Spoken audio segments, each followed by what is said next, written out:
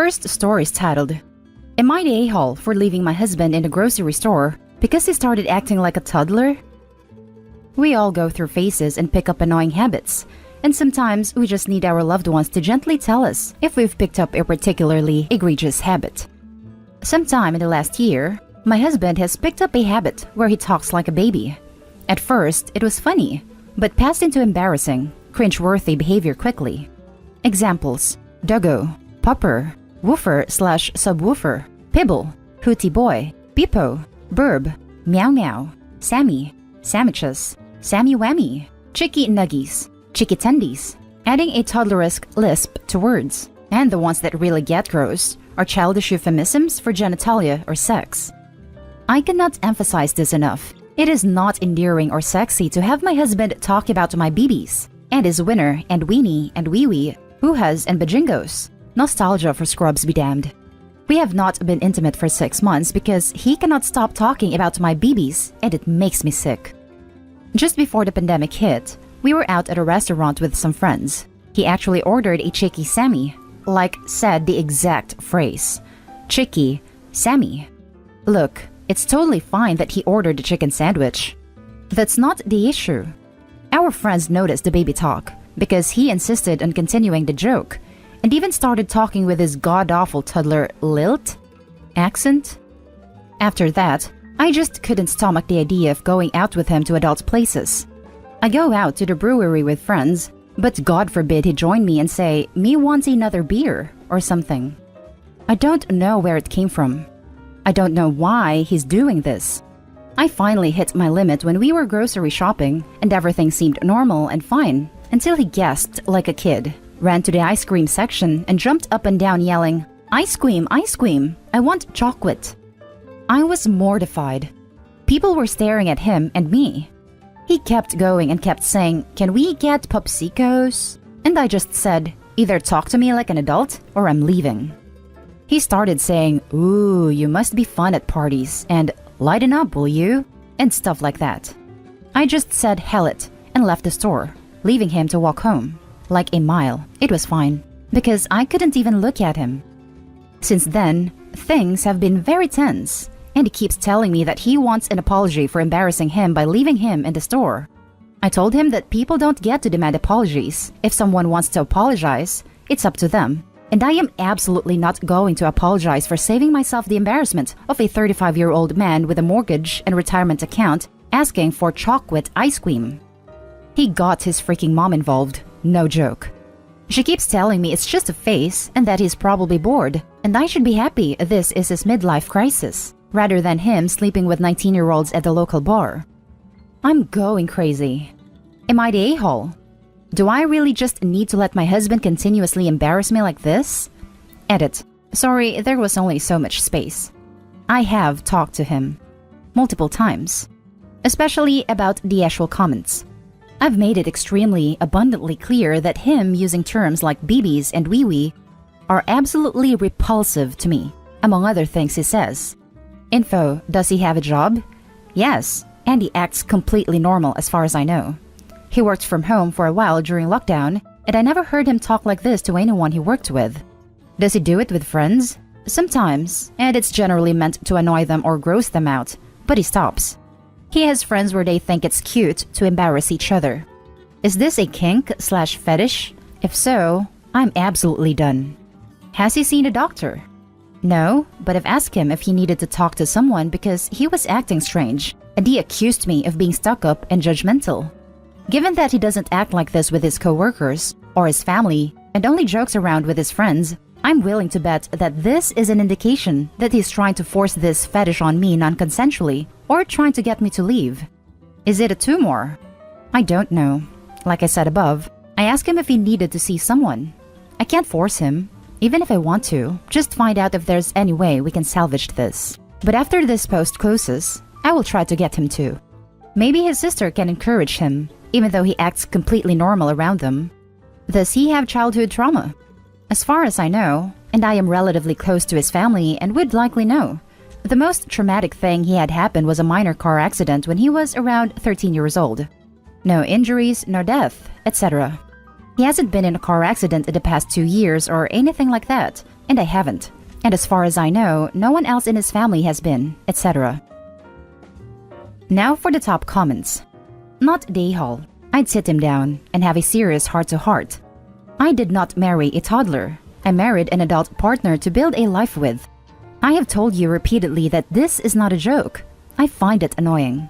And whatever other adjectives you'd like. And it has caused me to lose all physical attraction to you. And not having intimacy for 6 months is a problem. And instead of modifying your behavior and trying to respect my feelings, you bring in your mother to our relationship to justify your actions. If you are truly a little boy who wants his mommy, you can pack up your stuff and leave with her. If you are interested in saving this marriage, you will not only go to a regular doctor for a checkup to make sure there isn't some underlying medical condition for this change in behavior. You will start marriage counseling with me immediately. So, if this behavior is in response to some subconscious need you are not having met, we can figure it out together. These are your options. Fight for our marriage as an adult, or be a child that's not old enough for any sort of meaningful relationship and go live with your mother. Encourage him to go to the doctor. With a sudden change in his behavior, you're continuing talks to him about it and 6 months without action, and he still hasn't admitted there's a problem. He needs to get checked out. There might be something serious medically going on. Not Dayhall, but he got his mommy involved. So tell her she is welcome to take her toddler shopping while he screams for, "Ice cream, ice cream, I want chocolate." Not to bring him back till she has raised him back to adulthood. Edit. Also, I would suggest that a doctor's visit may also be appropriate, if this is in any way non-voluntary, because it may be linked to some kind of cognitive issue. Now for the next story. Am I the a-hole? I almost died at work today, and my wife is angry I didn't ask about her day when I got home. I had an accident where I lost control of an elevated work platform, EWP, on dangerous terrain, whilst working today. The EWP slid down the hill, did a 180-degree turn through a row of trees whilst I was elevated at approximately 5 meters. It was harrowing, and I was left shocked as it happened very quickly and felt like I was going to tip the machine. On return home, I had a shot, of vodka to steady my nerves and told my wife. She was cooking dinner and said some conciliatory things when I told her about the incident and asked if I was going to keep working this job. She then asked me to move out of the kitchen while she cooked. I got visibly upset, and then she said, "Well, you haven't asked me about my day." I had to look after our daughter all day. We're in lockdown for COVID and not allowed to leave the house at the moment. She then told me to look after our daughter who was having a tantrum. She since doubled down on her position and said she had exciting news that she now wasn't going to tell me. I said that that was her decision. I'm angry that it doesn't seem like she cares that I almost died, and I don't think me being polite and not asking her about her day is significant in this context. Am I the a-hole? Now for the comments. Not the a-hole. Her priorities are whack. Oh yeah, you almost died at work, honey? Why do you have to make everything about yourself? You selfish hubby. Want to know how my day went? Kid, had a tantrum again. So hard. And you never ask how my day went. This is a surreal experience. Not the a-hole. Not the a-hole. She maybe didn't understand the severity of the situation? I guess that's possible. I explained it to her in detail, and I'm sure I used the phrase "almost died" in our second conversation though. I also said I felt like she didn't care if I died, and she actually didn't contradict it in the heat of the moment. Even if she didn't understand initially, I promise you, by the time she decided to hold back on sharing her news, she did. She could have apologized when she saw how hurt you were by her callousness. She chose to double down to hurt you further.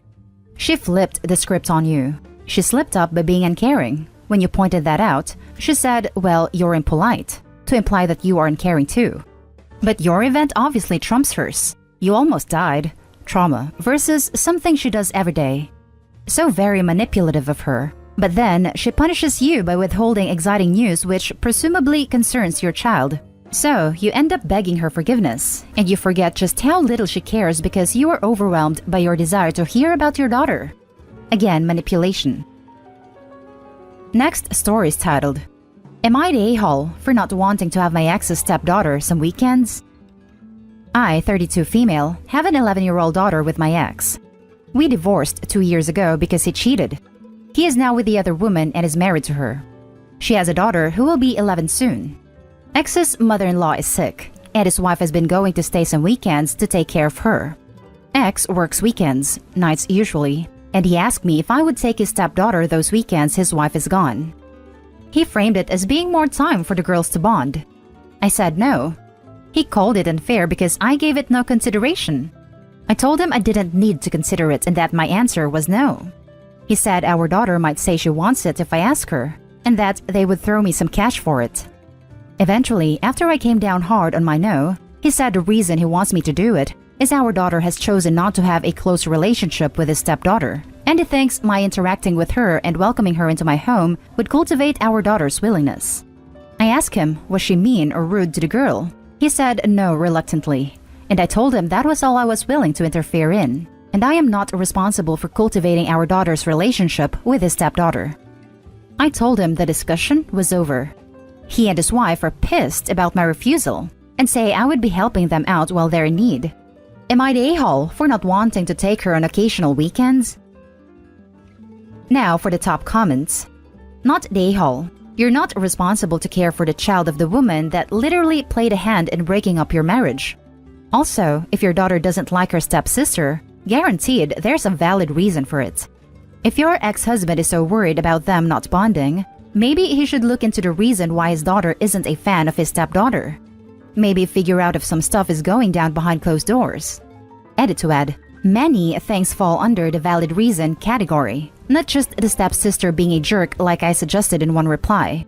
So y'all need to chill out with your maybe they just don't have anything in common, or they're just resentful of the situation. Because both of those, as well as the possibility the stepsister maybe isn't the nicest, all fall under the valid reason category.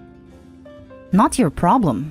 Also, you have no reason to believe his story about the girls needing quality time. Is that true? Or are he and his new wife looking for a cheap/free babysitter? I think it's both, personally. Not the a-hole at all. Your daughter needs one-on-one time with her mom. It's just fair if she's asked to split her time with you with this girl, particularly if she does not like her. She's an individual. They are not a package deal just because their parents are married. Your ex is only asking this to convenience him. You need to do what is best for your daughter. Now for the last story. Am I the a-hole for telling my dad the reason I decided to stay with my mom? I, 15 female, chose at the start of lockdown to use that as an excuse to stay with my mom and change custody from every other week with each parent to living full-time with her. My dad wasn't happy with me at the time but let it go, until things got better, and then he was upset I didn't want to go to his house. And when he threatened to take it to court, I told him I would tell the judge this is what I want. He asked me why several times, and I would refuse to tell him. Until a month ago when I just said screw it and told him. I said I liked having my own room there and hated sharing with 2 other people at his house, and his wife always annoyed me by expecting me to take on bigger responsibilities than she expected of her daughter. I told him I preferred being an only child in the home and not dealing with the chaos of a blended family. He asked me why I never told him, but I did. He just didn't listen.